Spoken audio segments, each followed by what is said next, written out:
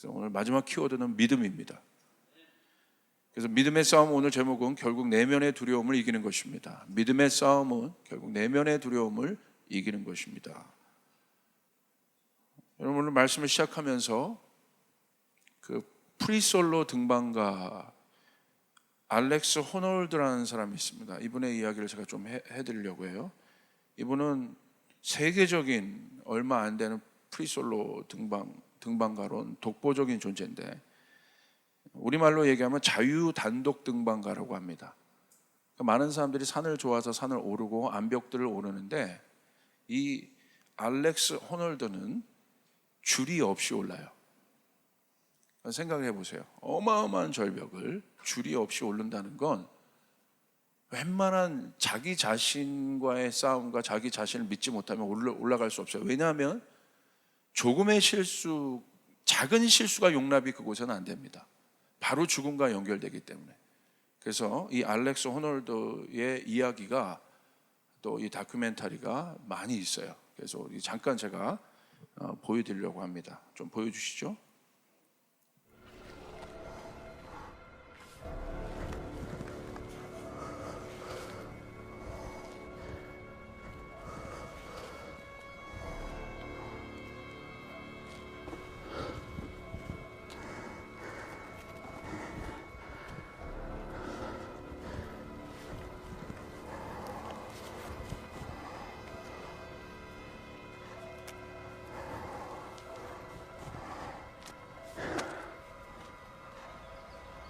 Just did the karate kick.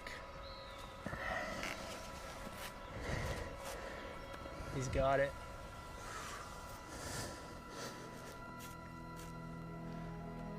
Oh yeah. That is way too gnarly. Oh my god. Did it. Jesus. He just sent the boulder problem. He must be so stoked. I mean, to have the slabs and the boulder problem behind him is monumental. Here's the Enduro, huh? Yeah, this is the Enduro.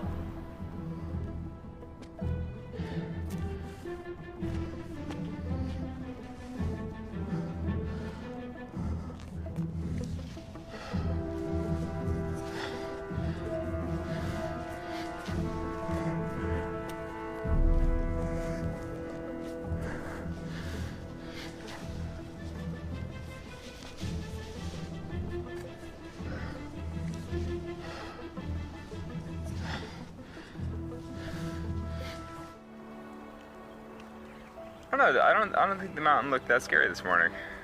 It's funny because it does look the same, and hiking up looked the same. Everything just felt pretty much the same, except I just didn't have much of a backpack. I forgot my rope and rack. I felt so good. I mean, that's why I'm so happy that the experience was like what I hoped for. I didn't compromise on any of the things that were super important to me. Yeah, that I felt good. 그가 목숨을 걸고 프리솔로를 하는 이유를 그의 인터뷰에 줘서 Alone the World이라는, 그래서 몇 가지 이유를 이야기했습니다. 첫 번째는 어떻게 내가 어떤 마음으로 오르느냐, 산을. 첫 번째는 무모하지 않고 과욕을 부리지 않는다. 로프를 이용해 코스를 반복해서 오르고 끊임없이 이미지 트레이닝을 합니다. 그냥 무턱대고 저 절벽을 보고 올라가는 게 아니라 한번 코스를 딱 잡으면 로프를 가지고 자기가 올라갈 코스를 계속해서 수십 번을 올라요. 그러니까 내가 손가락 하나 어디 되는 것까지 계산을 해요. 그리고 계속해서 이미지 트레이닝을 합니다. 그렇게 엄청나게 연습을 하고 이제 오르는데 컨디션이나 느낌이 좋지 않으면 과감하게 포기해요. 두 번째는 부단히 노력한다.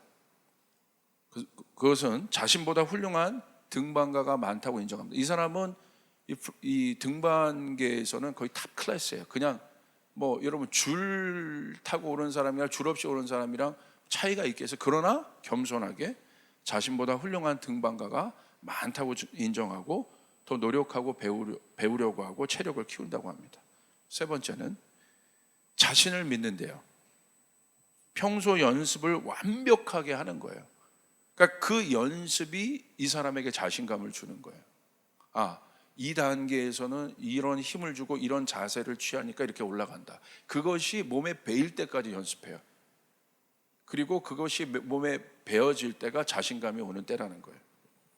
그리고 자신은 절대 떨어질 것이라고 생각하지 않는데, 네 번째는 끝까지 서두르지 않는다. 정상에 도착해서는 차분한 모습을, 보통 이제 정상에 도착하면 막 흥분할 수 있는데 이 사람은 굉장히 차분한 모습을 이 사람 보면 보이거든요. 그러니까 무모한 움직임을 하지 않아요. 언제나 침착합니다. 그러니까 이 내면의 평정심과의 싸움이기 때문에 항상 그것이 이 사람의 삶에 배어 있어요. 그리고 이 사람은 고기도 안 먹어요. 채식주의자, 베지테리언인데 그 정도로 자신을 컨트롤합니다. 그리고 마지막은 지금에 집중한다. 등반하는 동안에는 모든 것을 잊고, 모든 상념, 뭐 여러 가지 생각, 물론 여자친구도 있어요. 여자친구 얼마나 불안해 하겠어요. 그런데 모든 것을 잊고 오로지 등반에만 집중한다. 그래서 이 사람이 좋은 일도 많이 해요. 이렇게 등반에 워낙 세계적으로 각광을 받기 때문에 스폰서들이 많습니다. 그래서 거기서 걷어들인 재정으로 극빈 아동들을 돕고 집들을 지어주고 그래요. 그런 일들을 해요. 그냥 아무 생각 없이 절벽을 오르는 것이 아니라 엄청난 반복의 연습을 통해서 그 안에 있는 그 완벽한 상황까지 이 사람이 연습한다는 거예요. 그 이유는 하나입니다. 완벽한 연습만이 자신 안에 있는 두려움을 이기게 하고 등반에 성공할 자신을 믿을 수 있기 때문이라고 이 사람 믿고 있기 때문입니다. 결국 무슨 문제입니까? 앞에 있는 거대한 산과의 문제가 아니라 이 프리솔로 알렉스 호놀드의 이야기를 통해서 우리가 얻을 수 있는 인사이트는 뭡니까? 자신과의 싸움이라는 거예요. 그가 로프 없이 절벽을 오는 순간 믿을 것은 로프를 의지하고 가면 로프를 믿죠. 그래도 불안한 게, 그래도 위험한 게 암벽 등반인데 로프 없이 절벽을 오르는 순간 믿을 것은 자신밖에 없다는 것이에요. 그래서 그는 최선을 다해서 완벽하게 준비합니다. 작은 실수 하나가 곧바로 죽음과 연결되기 때문에 실수는 있을 수 없습니다. 완벽해야 합니다. 완벽함을 추구하는 이유가 있는데 이 사람에게 그랬어요. 왜 이 등반을 하냐? 인터뷰를 했더니 이런 얘기를 해요. 나의 실존, 나의 존재감을 느끼는 때가 언제였느냐? 내가 바로 그 완벽함 안에 들어갔을 때 자신이 살아있다는 존재감을 느낀다는 거예요. 그 완벽함 안에 자기가 들어갔을 때, 왜? 실수가 용납이 안 되잖아요. 그 완벽함 안에 자기가 들어갔을 때 자신이 살아있다는 걸 느낀다는 거예요. 그 기쁨 때문에 한다는 거예요. 이게 내가 살아있는 것이구나. 그리고 이 세상에서 의미 있는 그 존재감들을 확보한다고 합니다. 그런데 이게요, 굉장히 영적인 이야기예요. 왜 그렇습니까? 죄 짓기 전에 하나님께서 우리를 창조하실 때 우리는 어떤 존재였어요? 완벽한 존재였어요. 온전한 존재였어요. 그게 토브라는 뜻이에요. 심히 좋았더라. 여러분, 주님께서 지으실 때 완벽한 존재예요. 하나님 우리를 지으실 때 완벽한 존재로 우리를 지으셨다는 거예요. 온전한 존재로 지으셨다는 거예요. 그때 그것이 바로 하나님의 형상의 의미이고, 그때 인간은 비로소 행복할 수 있는 거예요. 오늘날 우리 안에 있는 모든 두려움과 불안함은 뭐예요? 사실 영적으로 보면 하나님과의 단절, 그 온전한 존재로부터의 단절, 그곳으로부터 오는 불안함. 그래서 뭘 찾아요? 로프를 만드는 겁니다. 기댈 것을 찾는 거예요. 그런데 우리의 오늘 딜레마는 뭐예요? 그 기댈 것에 대한 불확실성이에요. 돈을 기댔어요. 그런데 진짜 돈을 믿을 수 있냐 이거예요.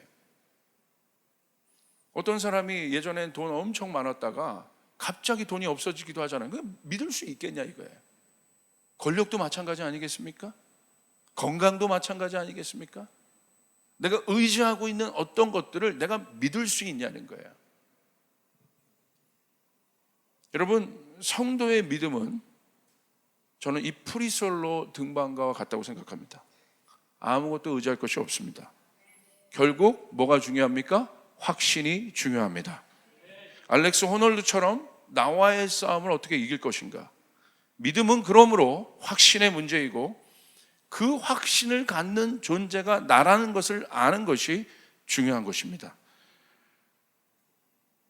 왜 믿음이 마지막 우리가 붙잡아야 할 마지막 중요한 키워드입니까? 왜냐하면 이 시대가 불확실성의 시대, 굉장히 이 데이터로 모든 것을 확실하다고 얘기하지만 사실 그 어떤 때보다도 불확실성의 시대죠. 오늘 우리나라가 처한 상황을 보십시오.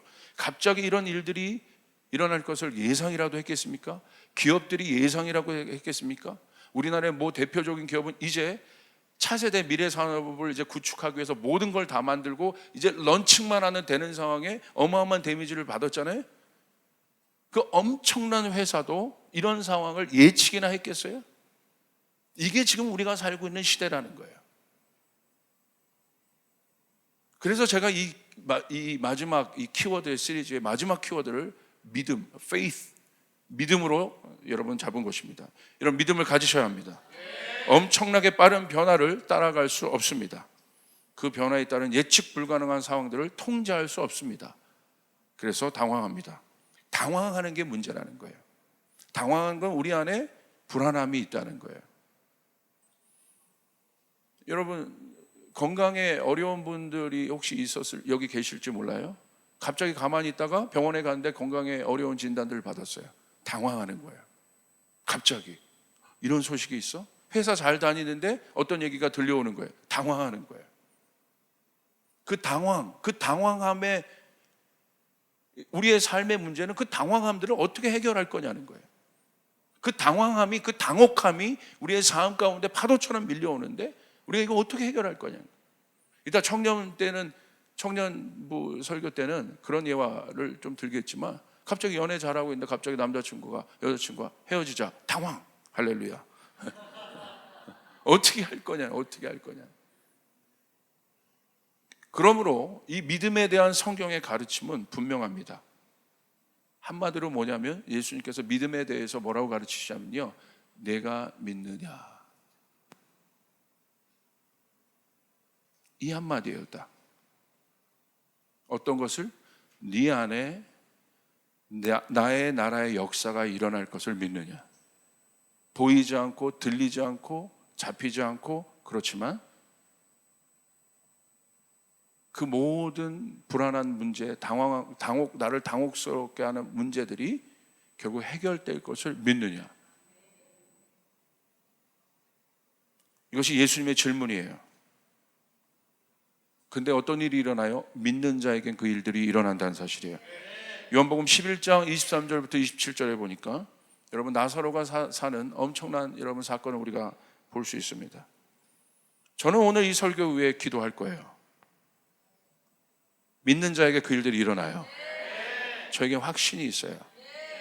하나님의 말씀을 받고 선포하는 겁니다. 믿는 자에게 그 일들이 일어납니다. 예, 잘 들으세요. 예수께서 마르다에게 말씀하셨다. 내 오라버니가 다시 살아날 것이다. 여러분의 문제가 해결될 것이다. 여러분의 질병이 고쳐질 것이다.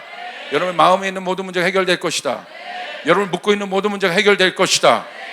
내 오라버니가 살아날 것이다.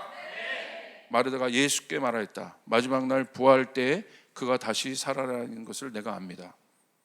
근데 예수님께서 마르다에게 말씀하셨다. 나는 부활이요 생명이니 나를 믿는 사람은 죽어도 살고, 26절이 중요해요. 살아서 나를 믿는 사람. 오늘 마르다의 고백은 죽은 후에 어떤 일들을 얘기하는 거예요. 그거는 마르다가 율법을 알고 있었기 때문에, 하나님의 말씀을 알고 있기 때문에 하나님의 존재를 알고 있는데 어렴풋이 알고 있는 거예요 지금. 그러니까 자기가 죽어봤어? 모르잖아요. 근데 말씀에 기록되어 있으니까 그냥 어렴풋이 죽은 후에 말씀에 기록된 대로 그렇게 될 겁니다. 당연한 얘기를 합니다. 그것도 맞는 이야기예요. 근데 오늘 예수님이 뭐라고 말씀하셔요? 그 얘기가 아니야. 그것도 맞아. 죽은 후에도 그 일들이 일어나. 반드시 일어나, 말씀에 적힌 대로. 근데 오늘 예수님이 살아계신 하나님이 이 땅에 오신 것이에요. 뭐라고 얘기해요? 살아서 나를 믿는 사람은 영원히 죽지 아니할 것이다. 내가 이것을 믿느냐? 내가 이것을 믿느냐? 마르다가 예수께 말하였다. 예, 주님은 세상에 오실 그리스도이시며 하나님의 아들이심을 내가 믿습니다. 요한복음 14장 42절에 예수님께서 그 나사로를 살리기 직전에 이제 나사로에게 명하셔서 죽은 나사로에게 나사로야 나오라 라고 하실 때 열린 돌무늬로 붕대를 칭칭 감은 이미 썩은 냄새가 나는 나사로가 걸어옵니다. 그 전에 예수님이 이렇게 하늘을 향해 얘기하세요. 아버지께서 언제나 내 말을 들어주신다는 것을 압니다. 그런데도 이렇게 말씀드리는 것은 둘러선 무리를 위해서입니다. 그들로 하여금 아버지께서 나를 보내신 것을 믿게 하려는 것입니다. 할렐루야. 하나님 나라의 실제가 나타날 때 믿게 되는 거예요. 그렇게 될 때 내 안에 있는 불신들이 깨지고 그분이 정말 살아계신 하나님이구나. 이렇게 문자로 보는 하나님 말고 여러분 안에 실제로 존재하시고 살아계신 그 하나님, 오늘 내 문제를 해결하시는 하나님, 나에게 역사하시는 하나님, 내가 그냥 교회만 왔다 갔다 하는 사람이 아니라 내가 그렇게 나에게 그런 일들을 하실 하나님, 살아서 나를 믿느냐? 네가 살아있는 나를 내가 믿느냐? 살아서 나를 믿는 자는 그 사람이 더 복되다. 여러분, 주님이 말씀하시는 거예요. 예수님께서 죽은 나사로를 살리시는 장면입니다. 죽은 나사로의 문제를 마르다에게 선포하십니다. 그가 살아날 것이다. 여러분, 죽은 자를 살릴 수 있는 능력은 사람의 능력이 아닙니다. 하나님만이 행할 수 있는 능력입니다. 왜 이 기적을 행하시겠어요? 하나님의 아들이 당신이라는 것을 보이기 위해서. 죽은 자를 살릴 수 있는 것은 인간이 할 수가 없어요. 오늘날도 못해요. 할 수가 없어요. 그거는 신에게 속한 능력이에요. 하나님께 속한 능력이에요. 우리가 믿는 예수님이 누구라는 것을 알아야 되는 거예요. 그분은 하나님이신 거예요. 우리의 생사와 복을 주관하시는 분이세요. 그것을 믿느냐? 그 하나님이 나의 모든 것을 주관하실 것을 믿느냐? 그것입니다. 그것은 죽어서 일어날 기적이 아니라 살아서 믿는 자에게 일어날 기적이라 말씀하시는 것입니다. 그 말은 무슨 말입니까? 살아서 나를 믿느냐? 그건 뭐냐? 우리에게 물으신 것은 그 믿음은 죽은 자에게 속한 영역이 아니라는 거예요. 하나님의 영은 살아있는 영이에요. 우리가 예수의 이름을 믿을 때 하나님의 영이 우리 가운데 있는 것이에요. 그러니까 믿음의 고백은 죽어있는 사람의 입을 통해서 절대 나올 수 없어요.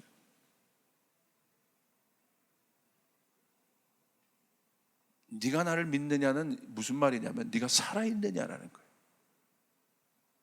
더 구체적으로 말하면 네 안에 누가 있느냐라는 거예요.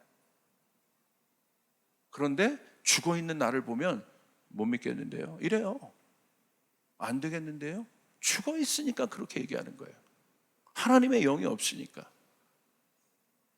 하나님의 영은, 예수 그리스도의 영은 이 나사로의 기적처럼 그분께서 십자가에 죽으시고 우리의 모든 저주를 저 십자가에서 해결하셨고, 그리고 그분은 살아나셨어요.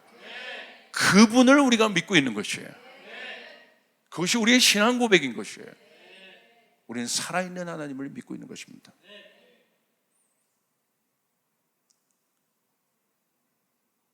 이미 나사로가 살아날 것을 믿느냐? 똑같이 오늘 여러분에게 해결하실, 여러분을 통해 주님께서 나타내실 그 기적을 믿느냐? 믿는 자에게 그 일들이 일어납니다. 뭐라고 얘기하세요? 현재형으로 물으세요. 나중에 아니에요. 지금 믿느냐는 거예요. 오늘 저는 분명히 얘기했습니다. 주님이 저에게 얘기하셨어요. 오늘 예배 후에 설교하고 기도할 때 기적이 나타난다. 제가 믿으셔야 돼요. 저는 저희 성도들의 삶에 그 일들이 나타나길 원해요. 오늘 마르다에게 물으신 거, 진짜 네가 나를 믿느냐? 오늘 네 앞에서 그 일이 일어날 것을 믿느냐? 믿느냐? 물으시는 거예요. 그게 우리가 읽고 있는 성경이에요. 이거 없으면요, 신앙이 매너리즘에 빠져요. 침체돼요. 왜? 하나님의 영이 아닌 내 안에 죄된 죄성의 자아가 계속 움직이거든. 계속. 그리고 하나님의 아들을 대적해요. 속에서. 그게 바로 불신으로 나오는 거예요. 주님이 얘기하세요. 믿음에 대해서. 산을 옮기는 믿음 보십시오. 마태복음 17장 19절 20절. 그때 제자들이 따로 예수께 다가가서 물었다. 우리는 어찌하여 귀신을 쫓아내지 못했습니까? 예수께서 그들에게 대답하셨다. 너희 믿음이 적기 때문이다. 내가 진정으로 너에게 말한다. 너희에게 겨자씨 한 알만한 믿음이라도 있으면 이 산더러 여기에서 저리로 옮겨가라 하면 그대로 될 것이요 너희가 못할 일이 없을 것이다. 귀신을 예수님처럼 쫓아내지 못한 일에 대한 제자들의 질문에 예수님은 믿음으로 대답을 하십니다. 믿음이 적다. 겨자씨 한 알만한 믿음은 이 산더러 저기로 옮겨가라 하면 그대로 된다. 너희가 못할 일이 없다라고 예수님 말씀하십니다. 이 말씀의 의미는 무슨 말이겠습니까? 여러분, 산을 우리가 어떻게 옮겨요? 저는 사단장님이 옮기는 산은 보긴 봤어요. 저희가 군부대 건축할 때 그 앞에 조그만 그 얕은 동상, 조그만 얕은만한 언덕이 있었는데 그게 자꾸 방해가 돼서 저한테 목사님 뭐 필요한 게 없으십니까? 교회 건축하는데 요 얕은만한 언덕이 우리 집사님이 그때 요게 문제라고 그래서 요거 좀 제거 요게 자꾸 문제예요. 바로 공병대에 전화하세요. 그 다음 날 불도저 다 와서 산을 밀어버렸어요. 할렐루야. 그 사단장님 입으로는 되더라고요. 그런데 여기서 말하는 산, 큰 산이죠. 주님 말씀하신 거, 그 산을 어떻게 옮겨요? 예수님 그러는 거예요. 겨자씨만 한 알만한 믿음이 있으면 산이 옮겨진다. 무슨 말이냐면 결국 우리 힘으로 할 수 없다는 거예요. 내 앞에 있는 불가항력적인 문제들, 그게 산인 거예요. 주님 말씀하시는 거예요. 우리 힘으로 할 수 없다는 거예요. 결국 이 말은 노력으로 어떻게 산을 옮깁니까? 여리고성처럼 우리가 7바퀴를 돌면 산이 옮겨집니까? 그 행위에 있습니까? 그 앞에서 막 소리치면 산이 옮겨집니까? 그 행위에 있습니까? 그 앞에서 3000배 예배하면 3000배 절하고 1000일 제사를 드리면 예배를 드리면 그 산이 옮겨집니까? 그 행위에 있습니까? 그 문제가 아니라는 거예요. 이 문제를 통해서 우리에게 주님께서 말씀하신 것은 우리 힘으로 할 수 없다는 거예요. 믿음은 행위의 문제가 아니라 과정의 문제도 아니에요. 노력해서 되는 게 아니에요. 그것을 알 때 우리는 단순하게 믿을 수 있어요. 백부장의 사건을 보십시오. 과정의 문제가 아니지 않습니까? 백부장이 믿었어요. 주님이 제 하인을 고쳐줄 걸 믿습니다. 믿었어요. 그리고 가서 보니까 하인이 고쳐졌어요. 추적하잖아요. 언제?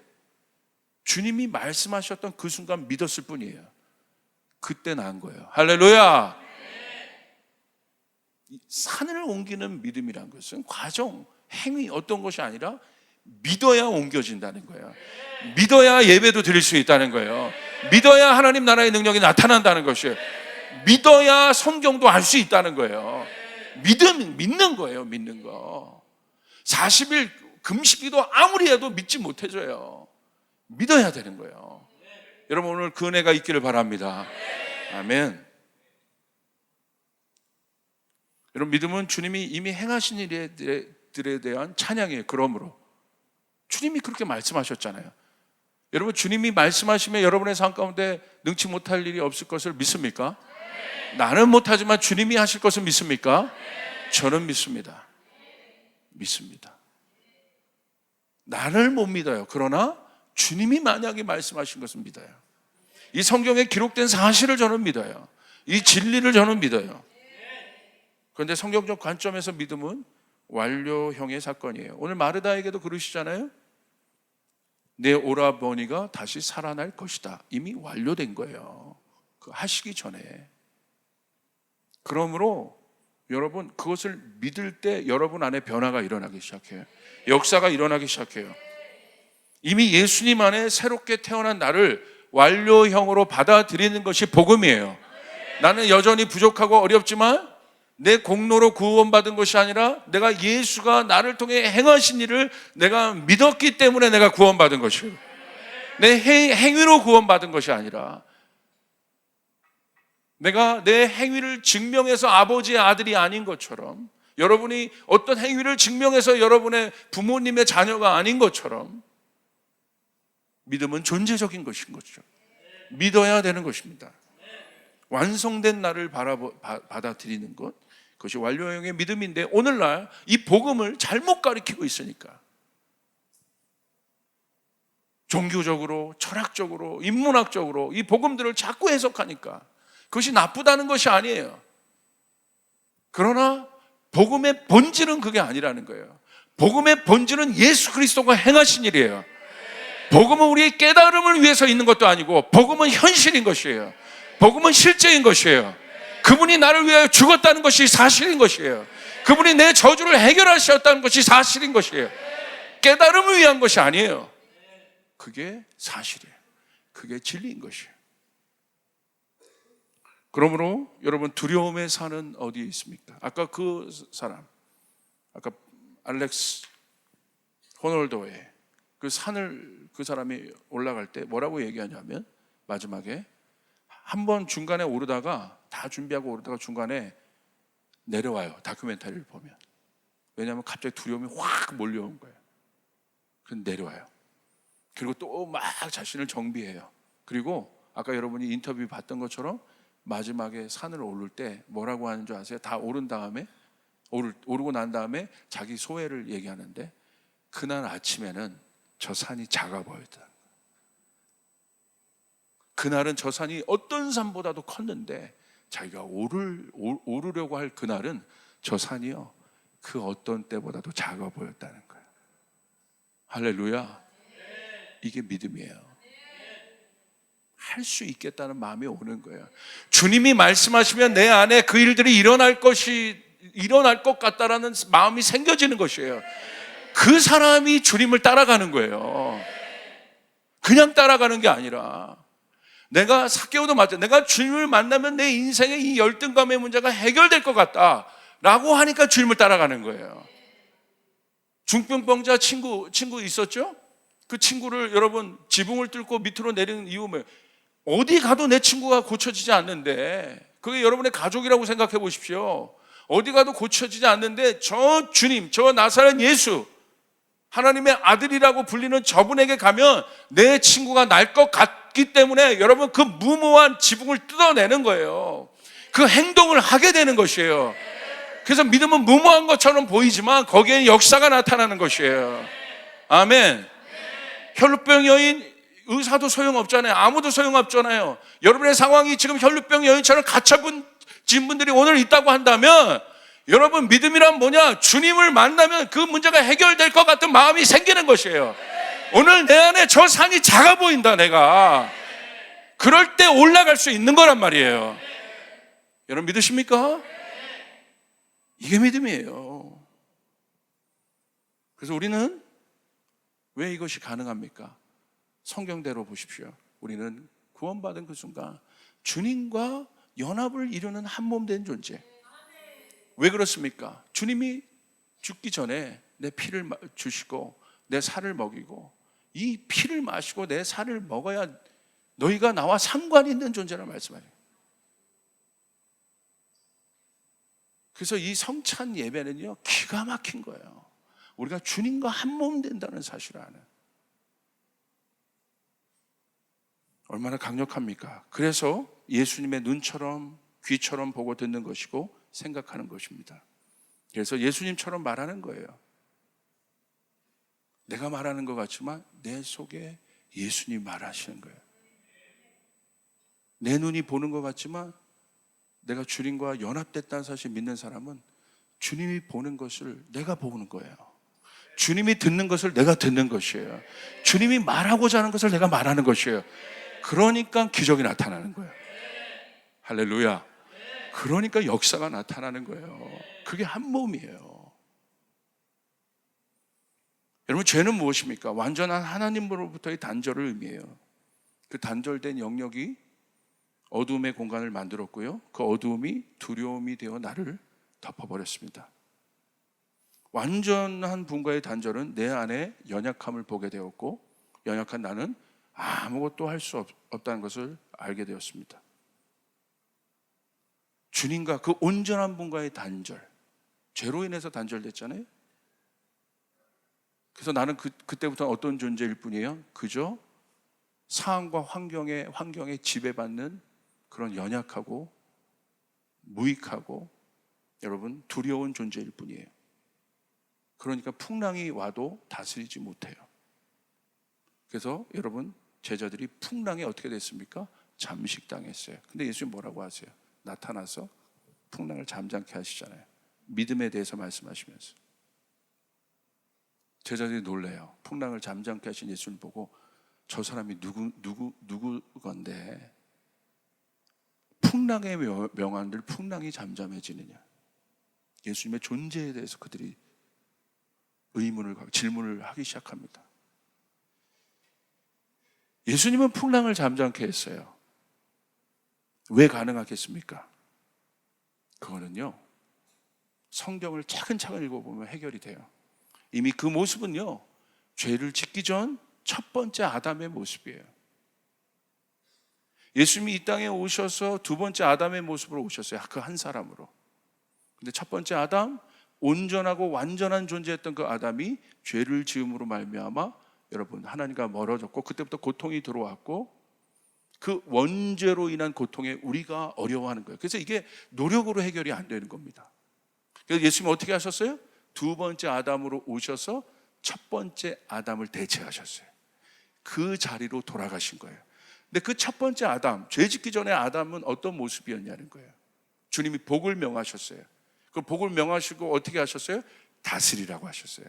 생육하라고 하셨어요. 번성하라고 하셨어요. 모든 피조물의 최고로 세우셨어요. 통치하는 자로 세우셨어요.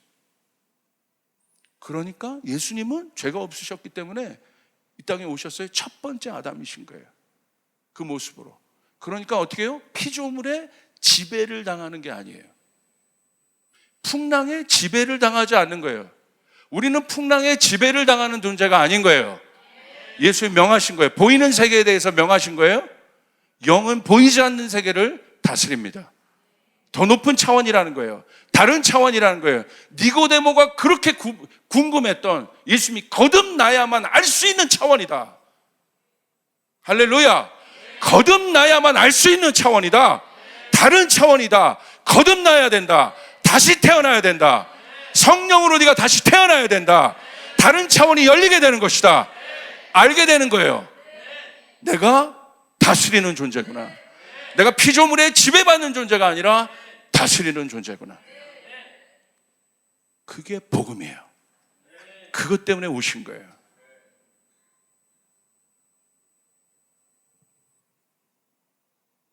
골리앗의 원 의미는 두려움이에요. 왜 다윗을 세우셨겠어요? 두려워하지 않는 사람을. 골리앗이 어디에 있습니까? 이스라엘 백성들의 떨고 있는 마음과 생각 안에 있지 않겠어요? 그게 골리앗 아니겠어요? 두려운데 어떻게 나가요? 싸워보기 전에 죽는 거지. 왜 다윗을 택하셨습니까? 그 안에 no fear, 두려움, 하나님을 경외했지만 그 안에 피조물에 대한 두려움들은 없었어요. No fear. 하나님 택하신 거예요. 어리지만, 약하지만, 갑옷도 없지만 내면의 문제이기 때문에. 예수님이 하나님의 아들로 이 땅에 오셨습니다. 그리고 우리 안에 있는 지배당하고 있는 두려움이라는 죄악의 산을 완전히 옮기셨습니다. 믿으시면 아멘 합시다. 우리 안에 있는 죄악이라는 두려움의 산을 완전히 옮기셨습니다. 우리 안에 두 번째 아들이신 예수님의 형상을 통해 실패한 첫째 아들의 모습을 대신하셨습니다. 이 사건이 어떤 사건입니까? 바울이 이걸 깨달았어요. 이야, 내가 예수를 만난 것이 어떤 사건이냐, 내가 그 하나님의 아들을 만난 것이 어떤 사건이냐, 내가 단순히 예수 믿고 구원받는다는 것, 내가 하나님의 자녀라는 것이 어떤 사건이냐. 로마서 8장 19절에 보십시오. 피조물이 고대하는 바는, 모든 피조물들이 고대하는 바는 하나님의 아들들이 나타나는 것이니 피조물은 하나님의 자녀들이 나타나기를 간절히 기다리고 있다. 할렐루야. 여러분이 그것을 깨달을 때 어떤 일이 일어나요? 지배를 당하는 것이 아니라 모든 피조물들이 나를 지배해 주십시오. 나를 통치해 주십시오. 그 아들들을 기다리고 있다는 거예요. 하나님의 자녀가 아닌 사람들이 통치를 하니까 어떻게 돼요? 미세먼지가 일어나는 거예요. 자연이 파괴가 되는 거예요. 환경이 파괴가 되는 거예요. 왜? 탐욕으로 통치하니까. 학교가 이상해지는 거예요. 왜? 탐욕을 가진 자들이 돈을 통치하니까. 하나님의 아들들이 아닌 사람들이 통치하니까. 교회가 이상해지는 거예요. 왜? 하나님의 아닌 종교의 영을 가진 사람들이 통치하니까. 이상해지는 거예요. 모든 피조물들은 하나님의 자녀들이 나타날 것을 기대하고 있다. 모든 피조물들은 여러분이 나타날 것을 기대하고 있는 것이요. 나를 다스려 주십시오. 나를 다스려 주십시오. 재정의 영역을 다스릴 자를 기다리고 있는 것이에요. 여러분 믿습니까? 교육의 영역을 다스릴 자를 기다리고 있는 것이에요. 하나님의 아들들이 와서, 하나님의 아들들이 와서 하나님 나라를 가져올 자들이니까. 여러분 믿습니까? 우리 가정에 하나님의 아들들이 나타날 것을 기다리는 거예요. 이게 복음이에요. 이게 구원받았다는 거예요. 하나님의 아들들이, 이 도시가 하나님의 아들들이 나타나기를 기다리고 있어요. 이 일산 땅에 하나님의 아들들이 일어나서 이 일산을 하나님 나라의 통치로 만들 사람들을 기다리고 있어요. 부조리가 없어지기를 기다리고 있어요. 하나님의 정의가 옵니다. 하나님의 공의가 옵니다. 온 열방이 하나님의 아들들이 일어나기를 기다리고 있어요. 탐욕에 있는 정권자와 통치자들이 일어나는 것을 기다리는 것이 아니라 하나님의 아들들이 일어나서 우리를 통치해 주십시오. 모든 피조물이 그것을 기다리고 있다. 그게 우리예요. 그게 여러분이에요.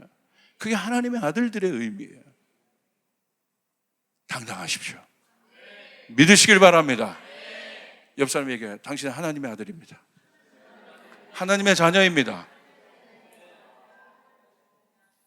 이 문제입니다. 이제 돈 자체가 문제가 아닙니다.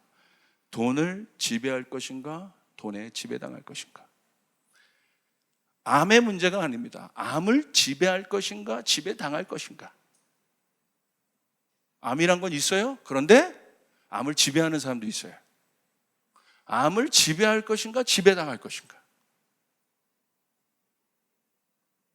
지배당하고 있으면 어떻게 해요? 돈의 지배, 그런 병에 지배당하고 있으면 두려운 거예요. 어려운 거예요. 힘든 거예요.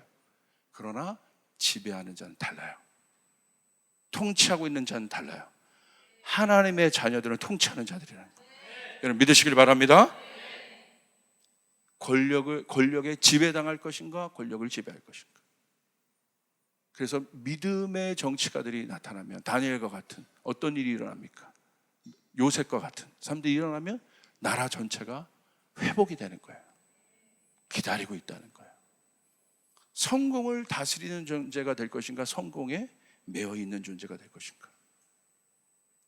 만물은 하나님의 아들들이 와서 제발 자신을 다스려 달라고 기다리고 있어요. 저는 막 요즘에 그 소리가 막 들리는 것 같아요.